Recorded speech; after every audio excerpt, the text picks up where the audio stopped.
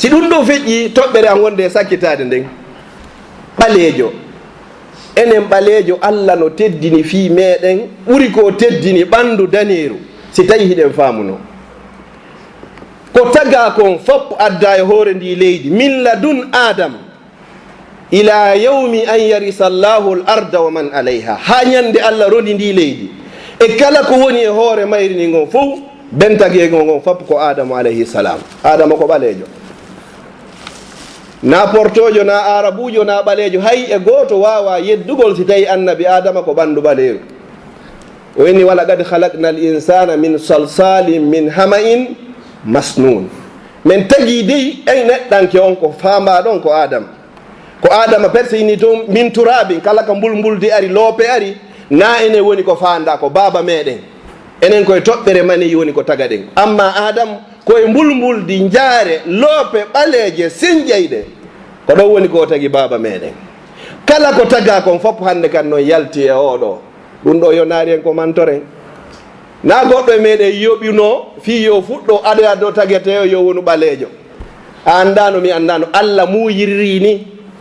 ko ɓuri moƴƴude kon fof valeur ɓaleejo kadi adama ko tagira ko Allah ko ini wo halaqtu bi yadayya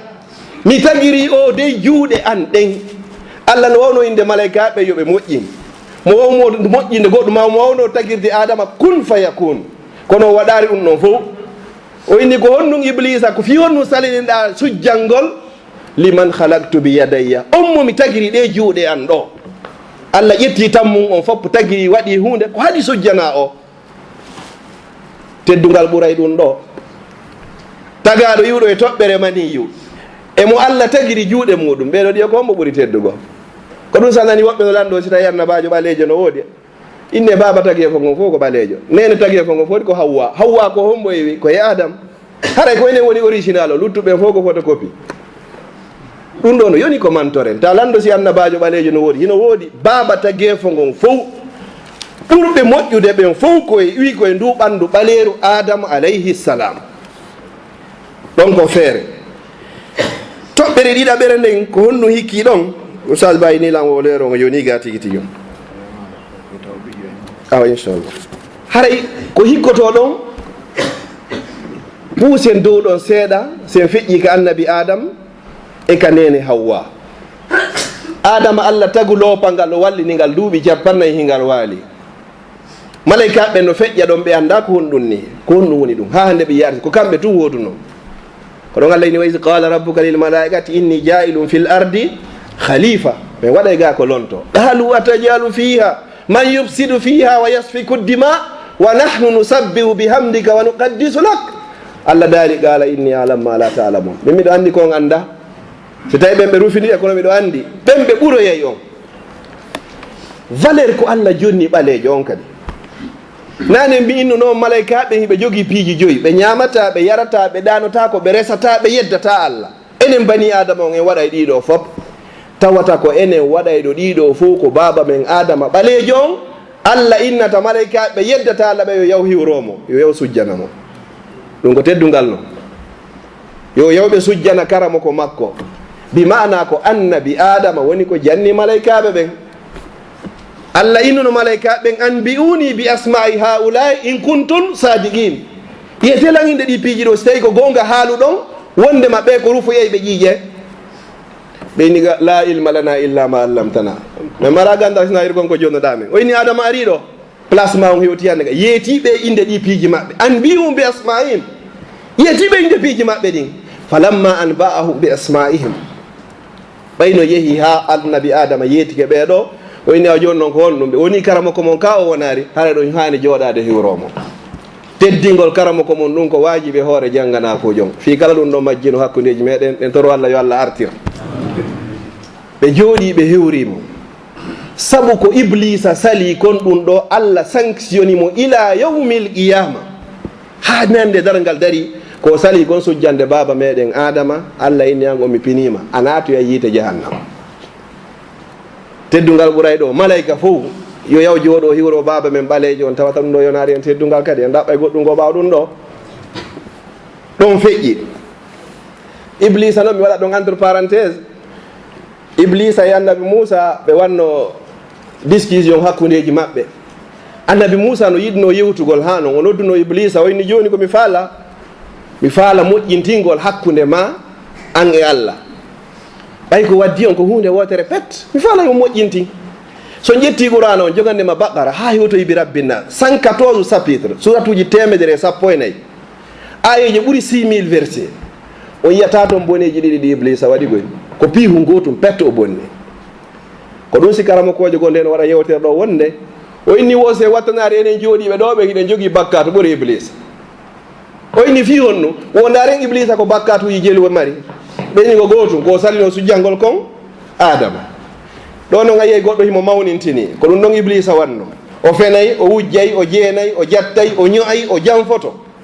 ɗiɗo fof hara ɗo fawi e hoore makko Iblisa noon ko gotum pette o luttoy ka nder yiite imagine noon an e Iblisa ɗon haara ko hommo e moɗon ɓuuri ɗo woni feere. Anna Musa inni joni fiyo moƴƴintin mi faala joni yaha e sujjanoya Adama ɗaɓɓuru makko on kaw surra ɗon sujjanamo min Allah yo accane Iblisa wo o jali ñallal ngal fof mo jalude kankita o in he Musa an gaɗa kirɗi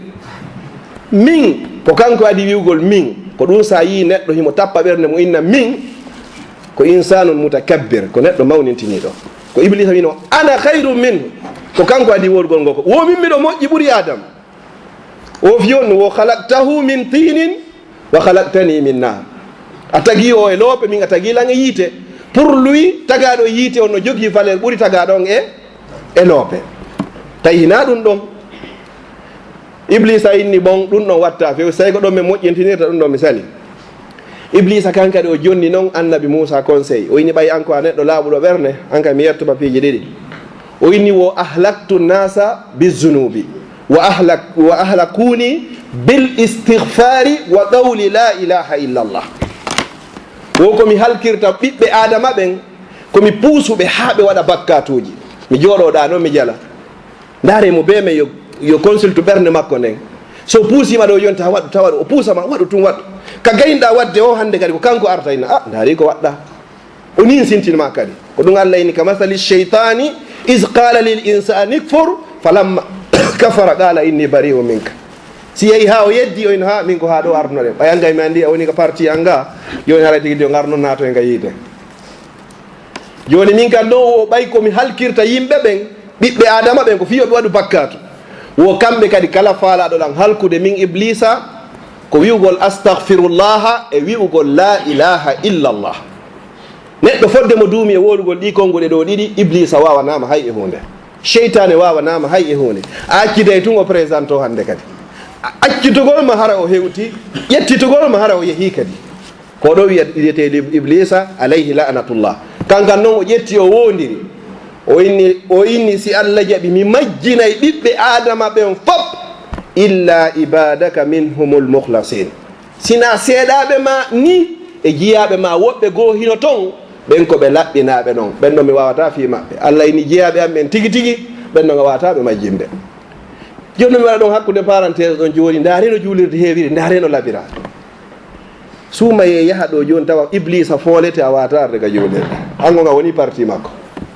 sa fooloyi Iblisa après le Ramadan a ari ga an on haray o ronke naɓorde ka yiite si tawi noon a tippitoyi kadi ka juulirde ɗo wo ñande suumaye aroyi andu an e Iblisa o yaadi jaga ko addunuma ga yo ko ɓay jaka Iblisa o kolmbama o jolkama ɓayne la sallam no maki wosi suumaye ari dambuɗe yiite ɗen fof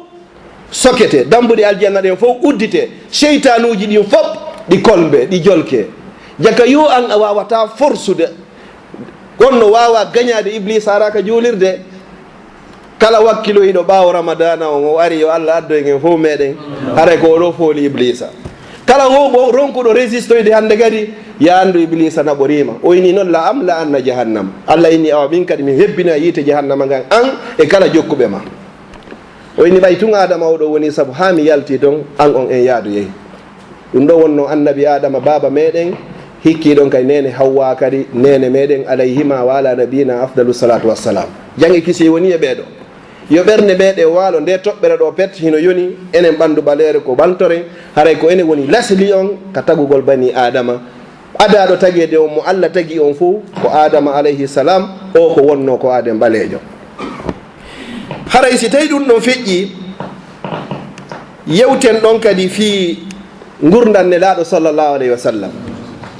mi diwa ɗiɗa fof ko annabi Chouaibou mi aroyay ɗum noon ka résumé ka feŋ mi ara fewdo nelaaɗo ɓurɗo moƴƴude e tageefo ngon fof mo annduɗen on Allah no tagi malaikajo on ko wiyete ko ridwan ko on noon jogii saabiji aljanna ɗen. o udditata aljanna on sina tuma neɗɗo présente inni komi wiyete Mouhammad. nde nelaaɗo sallllahu alih w sallam dari ka dambugal inni ana Mouhammad ko nen ñande dambuɗe aljanna ɗen udditete on say ko tuma Mouhammadou naati o si goɗɗo goo kay naata. o ɗo o arno e nder Makka ɓay o nulama o nulira duuɓi 40 e nder ɗin duuɓi 40 duuɓi 13 o no gerdude e yimɓe makko ɓen fi tabintingol konngol la ilaha illallah.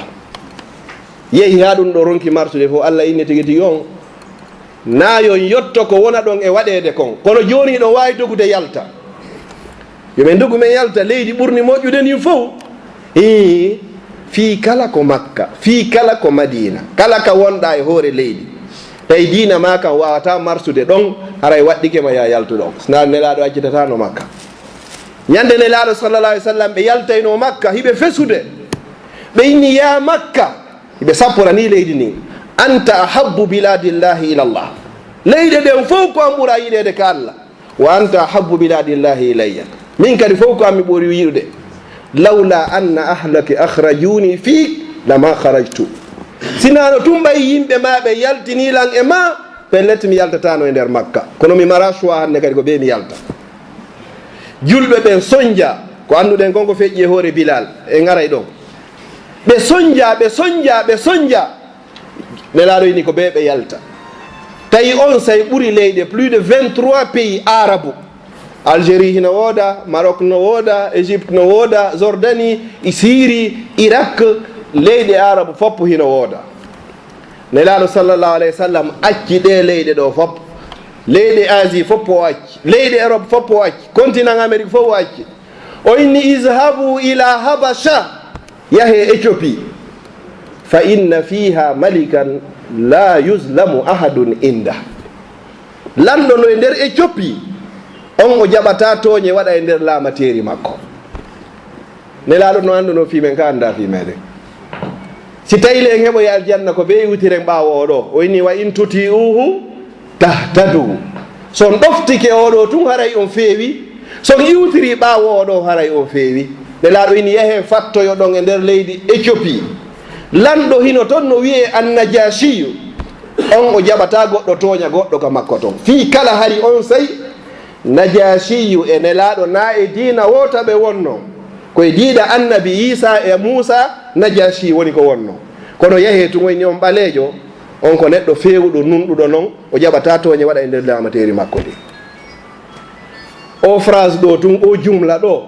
no yoni ɓaleejo ko o weltora ila yawmil qiyama izhabu ila habasha yahe Éthiopie fa inna fiha hino ton malika lanɗo la yuslamu ahadun inda goto toñatake ka makko ton. ɗum ko enen noon enen sen tooñi haray en ƴettu jikku woɓɓe kono en andiraka tooñugol. mi waɗa ɗon entre parenthèse so ndaroyi tariha winda ɗon on andi tariha ko wiyete histoire ko a ƴettu 50-50 na aya Qur'an na hadis no wawa wonde gonga fof kan wawa wonde fenande par ce que koko filla woɓɓe no inni ɓen wurunoɓe on say e nder Éthiopie hari ko baɓe maaki ko fulɓe ɗum no kay ko teddungal goko hara ko particulier na ko woni ɓale on kon tun o inni yahe toon ɓe yehi tolle kadi o lanɗo kanko ene laaɗo ɓe yewtare ɓayna téléphone woduno ɓe hewtile kadi ko ɗulle ko feƴƴi toon ka o inni wuure e nder Éthiopie ɗo ha ñande fallon goto wawana on ɗo hay e hunde malgré on say najasi on noon himo jogino rédaction molanaɗo kanko e o wiyeteɗo Amru bunil As hiɓe welduno moƴƴa ɓay julɓe ɓen dogi yehi toon makkankoɓen ko imminno ko Amru ibn al-As o ini ga wona yaade Éthiopie par ce que angeɗan ɗo iɗon famodiri ka hewtuɗa innuɗa yo jonniteɓe o jondeɓe haɓɓaɓe fappo artiraɗo ɓay o hewti o inni ya am Amru hewti waɗi ɗulle o yandari ha o inni ko ay yo Amru sa ƴetti fello kange e kaalisi a jonnilam fiyo mi ƴettuɓe mi jonnitama mi waɗata ɗum si tawi no weldigal men ngal lutta yo ngal luttu si tawi ngal taƴa yo ngal taƴu mi jontatama ɗum ɗo hay so tawi ko fello kange jonnuɗaɗam ndare jikku ɓaleejo ko ɗum ɗo woni ko andirano ɗen hay si sansi joni kono wallahi ko ɗum ɗo wonno jikku ɓaleejo nelaaɗo sallallah alih w sallam ɗum ɗo ko honto iwri ko wahyu min Allah ko Allah wahyini ɗum ɗo e nelaaɗo sallallah alih w sallam wa ma yantigu anil hawa in huwa illa wahyu yuha nelaaɗo wowlirta mbeleɗe si ɓe inni yahe toon go way pellet Allah holliɓe ɓe yehi toon julɓe ɓen ɓe waway dankede toon teddine kadi ɗum ɗo woni feere jum si ɗum ɗon feƴƴi ko leydi ɓaleejo e ko ɓaleejo heɓi l'islam ko tawata kon kala mo yadare ɗum ɗo ka Allah haray mo jeeya e perduɓe no wolirɗen ɗon nane l'islam naati ka leydi meɗen enen Afrique ko adinaɗo ede Madinatul Munawwara ɗum ɗo yonari en teddungal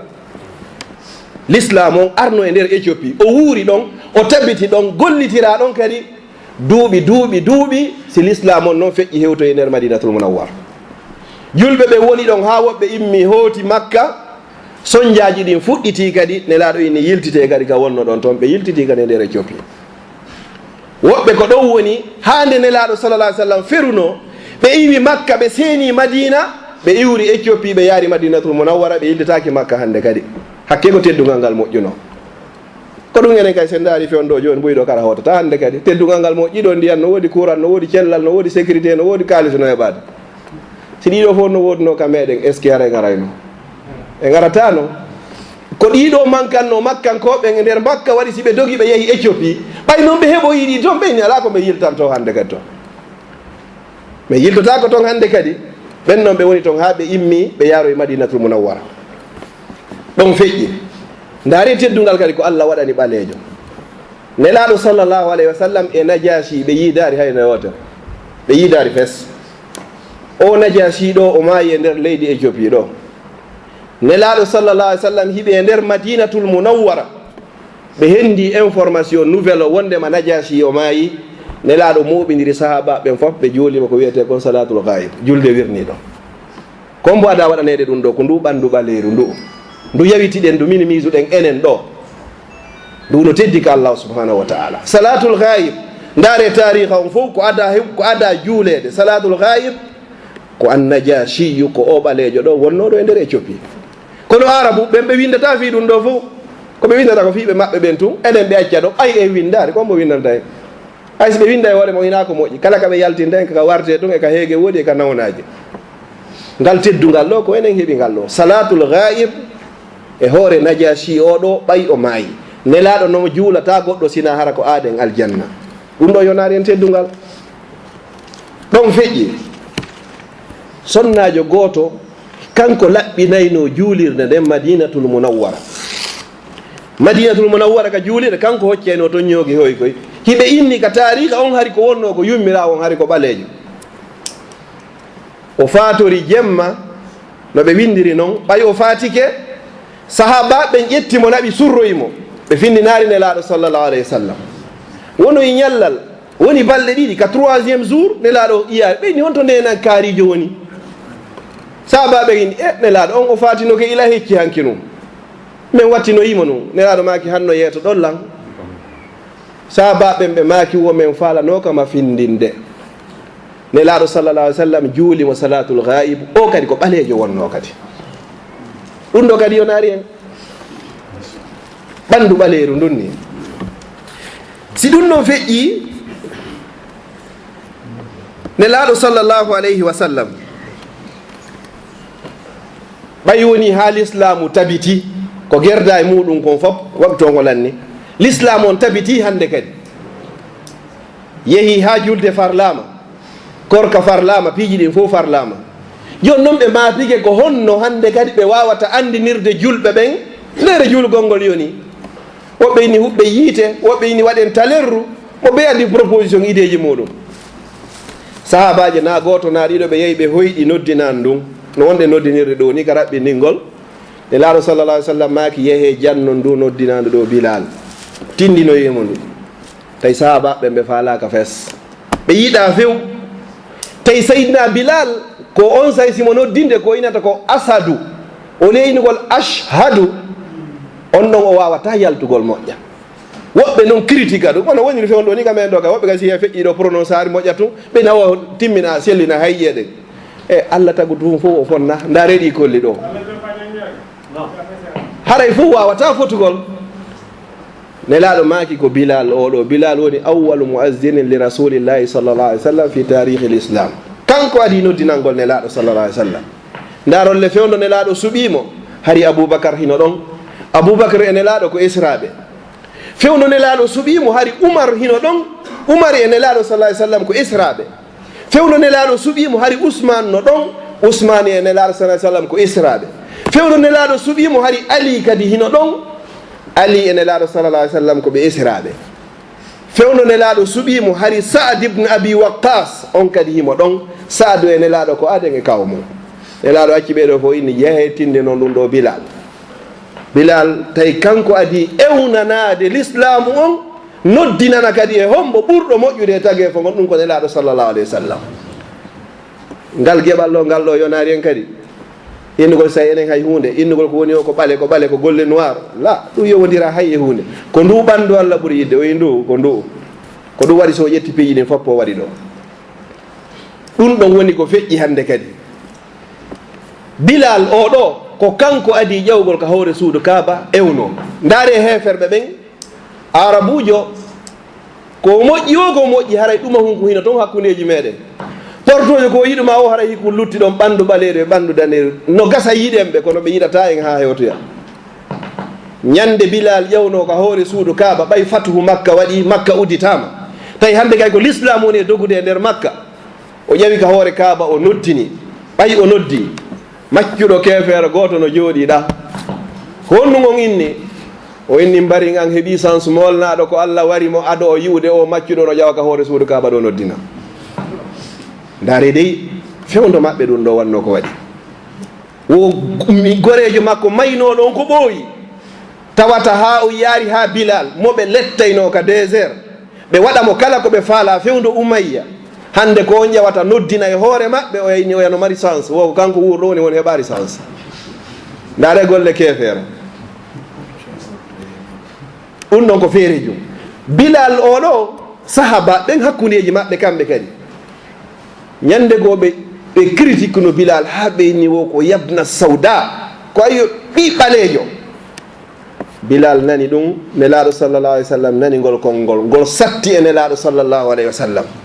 ɓeyni jaka han joni fi kala hiɗon ka nder l'islam jikku majjiyanko on han joni iwari e moɗon miɗo hakkundeji moɗon han joni on wowla e sifaɗi konguɗi on sayi sahabajo wolnoɗo woɓɓe ni ko Abazar o ƴetti o wallini kuupuru makko ndun ka leydi o inni Bilal ari yaaɓa ɗo fi yottagol ngo konngol ngol mi wowluma ɗo sabu nelaɗo seytini ndaare jikku ɓaleejon ko honɗum Bilal jaabotomo jogiiɗo ɓernde laaɓunde nden neɗɗo annduɗo Allah ko honɗum o wi o inni wo himo mooli Allah nde o ƴettata teppere makko o tippa e kuupuru sujjandu Allah hay so tawi ko nde wootere o inni o waɗata ɗum kanko o yaafike ko yaafiɗo kay tayle o yaafike few ɗum noon feƴƴi ko wiyete Bilal o hari ko ɓaleejo wonno ko musidɗo men africain jo kadi woni ɗo e cofi ɗo Bilal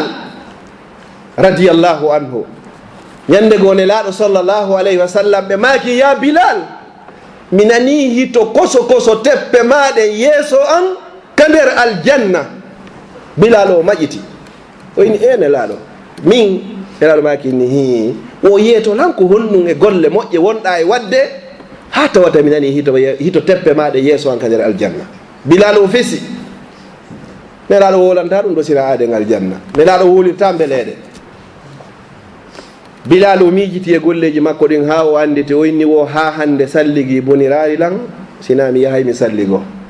simi salligike mi gayni kadi mi juulanayi Allah darɗe ɗiɗi simi juuli kadi mi ɓanta e juuɗe anne mi toro Allah yo Allah yaafala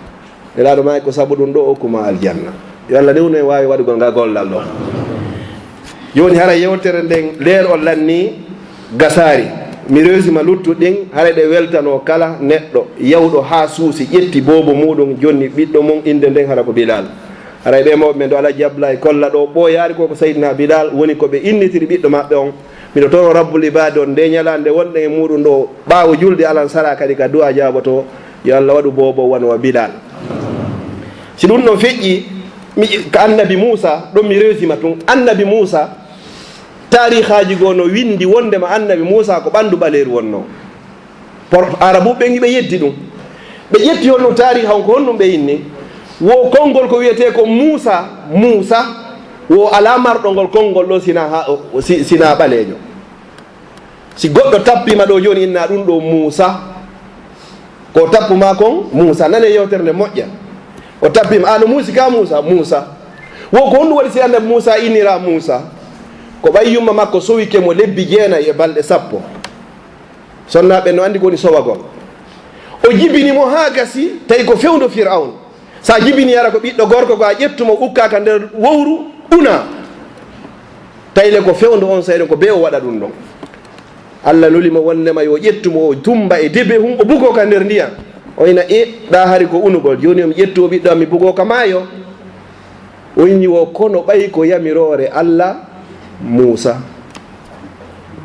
bobo yaadi e nde inde ɗo par ce que na fembugol woduno Allah pooɗimo ɗon ha hewtinoyi kadi ka Fir'auna tawi ko Fir'auna woni ko ne'ata o ko ɗum si yimmowo on inni wo fa Moussa allazi rabbahu Fir'aunu mursalu wa Moussa allazi rabbahu Jibrilu kafiru Moussa ɓen ko ɓe ɗiɗo Moussa Fir'auna mo neyi on woni annabajo ɗum ko annabi Moussa alayhi salam no woodi Moussa jo gool kat taw wiyeteɗo Moussa Samiri moƴƴinoɗo ndiya ngaari kanŋe ndin ɓe rewi ndi fewndo annabi Moussa yewno yewdugol e Allah on noon ko ñaameteji aljanna woni ko neƴira ko hommo neƴimo kadi ko patron e patron men fof lanɗo malayika fof Jibril o woni kefeero innaka la tahdi man ahbabta a wawata fewnde mo faalɗa on walakin Allah yahdi man yasha ko Allah wawi fewnde yo Allah fewnu e fewna e ɓiɓɓe men ɓen ɗon ko qissa mi ala yeñude ɗo leerol lanni si ɗum noon feƴƴi ƴetten annabi Chouaib ɓe ini annabi Chouaib o wonano arabujo ɓe ini so ƴettama joni ko ɓaleɓe ngo dambiterte kono ɗo ko minen yewde o na hadis maɓura ko tariha wonnema oɗo kadi ko ɓalejo wonno fi kala woɓɓe no conteste no sali ko annabi Moussa ɗa mi yeggiti toɓɓere wotere ɓe dallinori ɗiɗaɓu wondema hari ko ɓalejo wo Allah inni ka Qur'an wo adkhil yadaka fi jaybika takhruju honɗum bayda wo ƴettu jungo ma ngo watta ka nder jiifa ga ngo yaltay ko ngo dane o ɓenni wosita jungo ngo yaltay ko ngo dane o fewno ngo natata hari ko ngo honɗum Allah innatano ngo yaltay ko ngo dane o hara fewno ngo natata kadi ko ngo dane o ko ni tariha on histoire on ko ni ɓe analyse irta ɓe yettiri ɗum ɗon ɗon mi feƴƴa ɗo inchallah leerol lanni mi sakkitora hombo Cheikh Loukman suratul spécial no wiye suratul Loukman oɗo karamogo ɓen hiɓe yeddodiri woɓɓe ni o wonno annabajo woɓɓe ni o wonano annabajo ɗum yeehi ha hay nokku ka jiccoyi Allah natiren ɗo wonɗen e yewtude woɓɓe yinno oɗo kay ko ɓandu ɓaleri wonno ko wonno kono yiyata suratu Oumar ma suratu Aboubacar ko wiyete suratul Loukman ɓe inni oɗo kay ko wonno ko ɓalejo ko teddugal ko haɗo Allah ini wala gade atayna Lukmanal hikma min okki Lukman o ko wiyete hikma Allah non inni ka Qur'an o innari kala on okkaɗo gandal haray o okkama moƴƴere ɗuɗunde ko Allah inni wa man yu'tal hikmata faqad utiya khayran kathira wa ma yazakkaru illa ulul albab kala okkaɗo ko wiyete ko hikma faamu haray o okkama moƴƴere hewnde kono ala oɗo wajidata ko sina ɓen jomiraɓe haqqillaji wa akhiran ka suratul ahzab Allah inni ɗon hon ɗum falamma qada zaydun minha watara zawwajnakaha oɗo kadi ɓe inni o wonno ko ɓalejo Zayd so ƴetti sahaba ɓen fof ɓeɓe mi woli fimo guluuje 120 e goɗɗum o yiyatamo inde mum wowla hala ko inde makko nden tigi si wona o wiyeteɗo Zayd ɗo histoire o kadi feƴƴi hakkude makko e hombo nelaɗo sallllahu alayhi wa sallam ɓe inni oɗo kay wonno ko ɓalejo oɗo o jombi sonnajo o accitimo ko mbo jombitunomo ko ɓurɗo moƴƴude tagi fo gonne laaɗo sallllahu alayhi wa sallam ɗum ɗo fof ko yewtiren ɗo ka be ko ɗeɗo sakkitiɓe fof e wawar développede leer o ngo wuuti woni witte mbiɗo toro Allah subhanahu wa ta'ala on ka Allah teddini en ɗon kadi yo Allah ɓeydan en teddugal ngal kadi mi torike rabbul ibad o yo Allah taw hara ko fi Allah yewtira ko fi Allah kadi woni ko heɗora kadi mi torike rabbul ibad on en a ñamaka aduna ga kono Allah taw kanko himo yiɗi en ka makko no yiɗiri en noon ha suɓani en ɗi piiji ɗo fof yo yiɗirni en ni kadi ha hokku en jannatul firdausil ala. mi torike rabbul ibadi o ngol leñol meɗen baaɓe maki no hatto jini e teddungal je ɓuuri kadi o hokki en ɗi ɓuuri gandal o hokki en ngari o hokki en jawdi o hokki en piiji ɓuuri o hokki en no lutti pi hunkon himmanɗen ko kanko kadi woni jogui kun ɗon. miɗo tori allah subahana taala koye ñalande juma wonɗen ɓawo julde alasara yo allah teddiniren kadi hendagol ngol laamu ka meɗen. mi toriki allah kala ko addata ko wona saabu ha ɗum non wawo hendade yo allah on ɓannu. kala ko wonata saabu ha ronka ɗum ɗon wadde yo allah on pottin. miɗo sakkitora yo allah fottindin en e hoore ko yiɗi o yarli.